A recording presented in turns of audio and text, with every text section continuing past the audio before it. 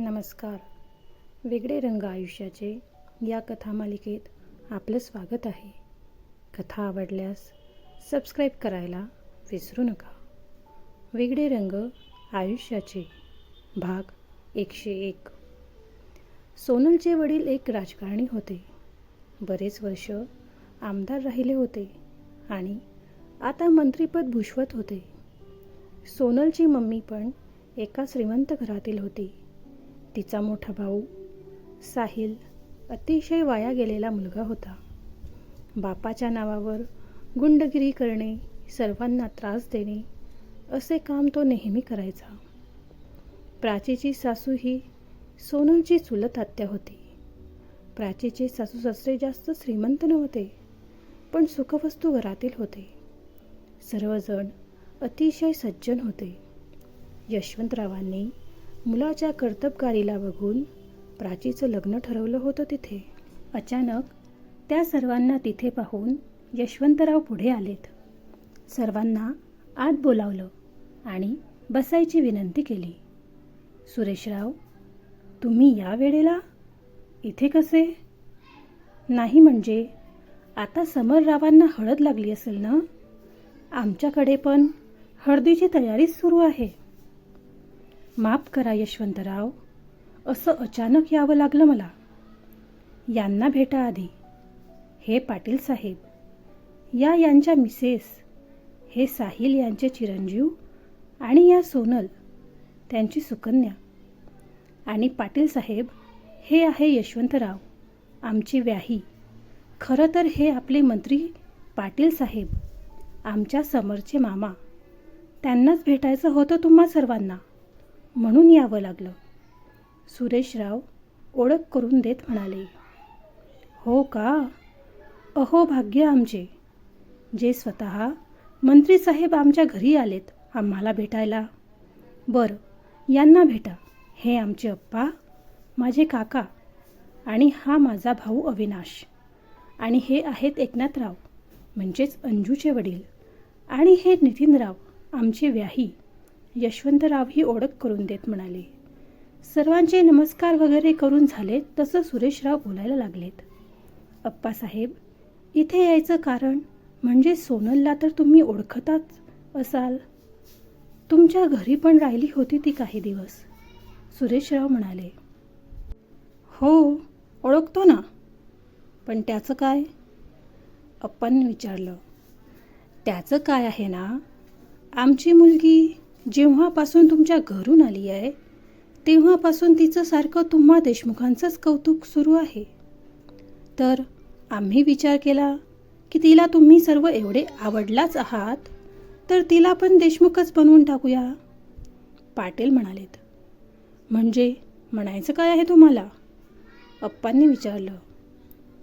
सरळ बोलायचं तर आम्ही तुमच्या मोठ्या नातवाला आमचा जावई करून घ्यायचं ठरवलं आहे. तर आजच त्यांचा साखरपुडा करून घेऊ असं ठरलंय आमचं. त्याचसाठी आलोय आम्ही इथे. मंत्री पाटील म्हणाले. एक मिनिट, कोणाचं लग्न? आमच्या कोणत्याच नातवाचं लग्न नाही करत आहोत आम्ही. अप्पा म्हणाले. हो, तुम्ही नसाल करत, पण आम्हाला तुमचा नातूच जावई म्हणून हवाय. पाटील म्हणाले. अहो, काय जबरदस्ती करताय? माझ्या मुलाचं लग्न कधी आणि कोणाबरोबर करायचं ते आम्ही ठरवू. तुम्ही आमच्या मुलीच्या सासरचे लोक आहात, त्यामुळे पाहुणचार घ्या पूर्ण, पण लग्नाचा विषय काढू नका. अविनाशराव अतिशय शांततेत म्हणाले. ओ अंकल, आमच्या पप्पांनी सांगितलं ना, मग बस विषय संपला. गपचूप होकार द्यायचा. साहिल मध्येच बोलला. तू गप्प बस. आमच्या घरात येऊन आमचाच अपमान करणारा तू कोण रे? वैभव चिडत म्हणाला. मी कोण हे समजेलच लवकरच तुला. साहिल हे चिडून म्हणाला. अच्छा, धमकी देतोय? वैभवने म्हटलं. ते दोघे हात घाईवर येत असलेलं बघून अप्पा त्या दोघांनाही थांबवतात. कुणाल, जा, शर्वला बोलाव, अप्पांनी कुणालला सांगितलं. हो आजोबा. कुणाल लगेच शर्वला बोलवायला गेला. शर्वला काही महत्त्वाचे कॉल्स करायचे होते म्हणून तो जरा वेळासाठी बाहेर गेला होता. त्यामुळे इथे काय चाललाय हे त्याला काहीच माहिती नव्हतं. कुणाल धावतच त्याच्याजवळ आला. भाई, चल लवकर, खूप मोठा राडा होणार आहे बहुतेक, कुणाल शर्वला म्हणाला. का, काय झालं, शर्वने विचारलं. अरे भाई, ती हडड आली आहे, ते पण तिच्या पूर्ण फॅमिलीला घेऊन, कुणाल म्हणाला. कोण हडड, शर्वने कुणालला विचारलं. अरे तीच ना, तुझी सोनल. चल बाबा लवकर, तिकडे 3rd वर्ल्ड वॉर सुरू व्हायच्या आत जाऊया आपण, कुणाल म्हणाला. ती माझी कोणी नाही आहे, समजलं ना, पण ती कशाला आली आता इथे, शर्व वैतागत म्हणाला. तिची एंगेजमेंट आहे ना आज तुझ्यासोबत, म्हणून आली आहे, कुणाल हसत म्हणाला. तसं शर्वने रागात त्याला बघितलं. तो घराकडे निघाला. कुणाल पण त्याच्या मागे पडतच आला. काय चालू आहे इथे, एवढी शांतता का आहे घरात, शर्व आत येत त्याच्या दमदार आवाजात म्हणाला. शर्व, पप्पा, हा आहे शर्व, सोनल शर्वला पाहून पटकन त्याच्याजवळ येत म्हणाली. ओह, आवडली बरं मला तुझी चॉईस, या जावई बापू, पाटील हसत म्हणाले. 1 मिनिट, कोण तुम्ही आणि काय चाललं इथे, शर्व पाटलांना म्हणाला. शर्वने कोण तुम्ही असं म्हटल्यावर खरं तर मंत्री साहेबांना राग आला होता, पण त्यांनी राग आवरत घेतला. अहो, आम्ही सोनलचे पप्पा आणि तुमचे होणारे सासरे, पाटील म्हणाले. शट अप, काहीही बोलू नका, निघा इथून, शर्व रागातच बोलला. सर्वजण चांगलेच घाबरले होते. नितीनराव आणि नलिनीसाठी हे सर्व पाहणं खूपच वेगळं होतं. एकतर तिथे सर्व नातेवाईक जमलेले होते. प्राचीच्या हळदीचा वेळ होत आला होता. ती रूममध्ये तयार होऊन बसली होती आणि अमू पण तर होती तिथेच. अजून तिला खाली चाललेल्या या ड्राम्याबद्दल काहीच माहिती नव्हतं. ती रिलॅक्स मुलांसोबत खेळत होती. माधुरी घाबरून एका कोपऱ्यात उभी होती. ज्या गोष्टी होऊ नये म्हणून तिने एवढा आटापिटा केला होता, शेवटी तेच होत होतं. प्राचीचे सासू सासरे पण घाबरलेले दिसत होते. त्यांना सोनल आणि शर्व एकमेकांना पसंत करतात असं सांगून आणण्यात आलं होतं, पण शर्वचा राग पाहता त्यांनी इथे येऊन चूक केलीये हे दिसतच होतं. शर्व, अरे असं काय करतोय, आपल्या प्रेमासाठी मी माझ्या फॅमिलीला घेऊन आली इथे आणि तू जायला काय सांगतोय, आज आपली एंगेजमेंट आहे, सोनल शर्वचा हात पकडत म्हणाली. दूर हो, हात नाही लावायचा, शर्व सोनलचा हात झटकत म्हणाला. हिम्मत कशी झाली तुझी, माझ्या बहिणीसोबत असं वागायची, तिला तुझ्याशी लग्न करायचं आहे म्हणून, नाहीतर आतापर्यंत ढगात पाठवलं असतं तुला, साहिल चिडून शर्वला म्हणाला. लायकीत राहायचं, जास्त बोलू नकोस, शर्वला बोलताना पाहून आधी पुढे येऊन साहिलला म्हणाला. आधी शांत हो, शर्वने आधीला म्हटलं. कसा शांत राहू बाई? हे कोण कुठून उठून आलेत आणि आपल्यावर जोर करताय? असंच सोडायचं का यांना? आदी म्हणाला. हो, आदी बरोबर बोलतोय. हे लोक असं नाही वागू शकत यार. वैभवही म्हणाला. रिलॅक्स आदी, सुटणार कोणीच नाहीये, शर्वने म्हटलं. पण बाई, आई बाबा आहेत इथे. मॉम डॅड किंवा बाकी कोणाला एवढं काही वाटणार नाही. पण हा प्रकार बघून ते किती घाबरलेत बघ ना जरा, आदी हळू आवाजात शर्वला म्हणाला. कळतंय मला, पण हा मॅटर सॉल्व्ह करावाच लागणार आहे. सोनलचे डॅड ज्या तयारीने आले आहे ते पाहता थोडाफार प्रॉब्लेम होऊ शकतो. मी यांना सांभाळतो, तुम्ही त्यांना सांभाळा, शर्व आदी आणि वैभवला म्हणाला.